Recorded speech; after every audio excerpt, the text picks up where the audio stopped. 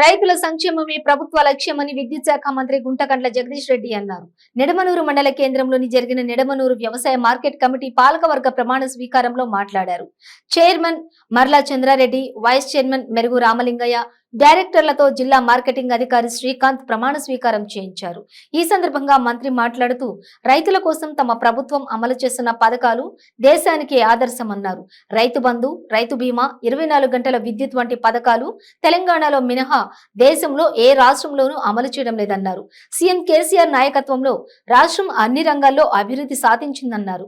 తెలంగాణ అభివృద్ధి చూసి ఇతర రాష్ట్రాల ప్రజలు కేసీఆర్ ను కోరుకుంటున్నారని, ఆయన నాయకత్వమే దేశానికి శరణ్యమని అన్నారు.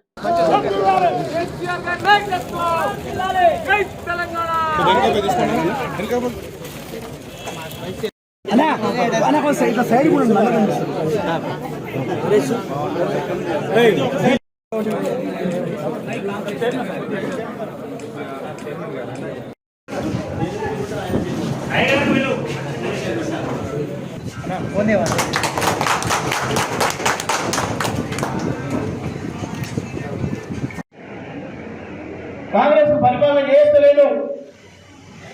ఈ దేశంలో 25 కోట్ల మంది యువతి యువకులు ఖాళీగా ఉన్నారు. వీళ్ళందరినీ వాడితే దేశాన్ని అద్భుతం చేయొచ్చు. నా దగ్గర ఉపాయం ఉంది, నాకు అవకాశం ఇస్తే చేస్తాను మాట ఇచ్చిండు మోడీ అన్నాడు. సంవత్సరానికి 2 కోట్ల కొత్త ఉద్యోగాలు ఇస్తా అన్నాడు. సంవత్సరానికి 2 కోట్లు కాదు కదా, 2 కూడా కొత్త ఉద్యోగాలు ఇవ్వలేదు. పైగా ప్రతి సంవత్సరం 2 లక్షలు చెప్పిన ఉన్న ఉద్యోగాలు వెంకేసిండు. ప్రభుత్వ రంగ సంస్థలన్నీ ఆయన దోషులకు కట్టబెట్టిండు. మోడీ వచ్చిన తర్వాత దాదాపు 15 లక్షల మంది కేంద్ర ప్రభుత్వ ఉద్యోగులు నిరుద్యోగులై రోడ్ల మీదకి వచ్చింది. బాగా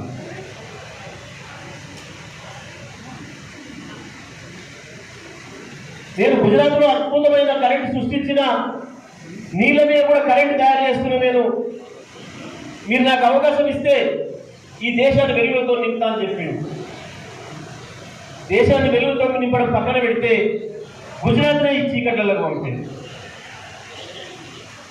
ఈ సంవత్సరం 2 సార్లు కరెంటు సంక్షేమం వచ్చింది అని చెప్పి మనం మీడియాలో చూసినాం. భారతదేశంలో అన్ని రాష్ట్రాలలో కూడా కరెంటు రోజుకు 12 గంటల కరెంటు తీసేసేది.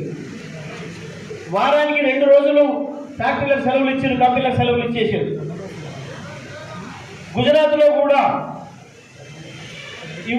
ప్రభుత్వమే బోధించారు. వాళ్ళ రాష్ట్రాలలో గిరిజన బిడ్డల్ని నిర్వహణ చేస్తుంటే ఆ ఆదివాసులు, ఆ గిరిజనులు మన రాష్ట్రాలకు వచ్చి కలరాసుకుంటారు. ఆ రాష్ట్రంలో ఉన్న సహజ వనరులన్నింటినీ వాళ్ళకిద్దరికి చెరొక కుడి పక్క ఎడమ పక్క ఉన్న పెట్టుబడిదారులకు అప్పచెప్పి అడవులు లేకుండా నాశనం చేసి వాళ్ళని నిర్వాసితులను చేసి ఎదురు తిరిగిన వాళ్ళందరినీ చంపేస్తున్నది ఇవాళ మోడీ ప్రభుత్వం. మోడీ ప్రభుత్వం వచ్చిన తర్వాత ఈ దేశ ప్రజల యొక్క సరసరి ఆదాయం తగ్గింది. మొత్తం భారతదేశంలో అంతటి తలసరి ఆదాయం తగ్గితే తలసరి ఆదాయం పెరిగింది కేవలం ఒక్క తెలంగాణ రాష్ట్రంలో మాత్రమే. అది కూడా దాదాపు మనిషికి ₹1,00,000 పెరిగింది. కేసీఆర్ గారి నాయకత్వంలో ఇవాళ తెలంగాణ రాష్ట్రం కేసీఆర్ ఇచ్చినట్టే గుజరాత్లో ఇవ్వాలా, ఉత్తరప్రదేశ్లో ఇవ్వాలని చెప్పి అంతా కూడా ఇవాళ తిరుగుబాటు వచ్చే పరిస్థితి ఉంది. అందుకే మోడీకి కేసీఆర్ అంటే భయం, బీఆర్ఎస్ పార్టీ అంటే భయం. అందుకే కేసీఆర్ కాలంలో కట్టబెట్టాలని చూస్తున్న మోడీని తరిమి కొట్టాల్సిన అవసరం ఉన్నదని చెప్పి ఈ సందర్భంగా పార్టీ నాయకుడికి నేను మనవి చేస్తున్నా.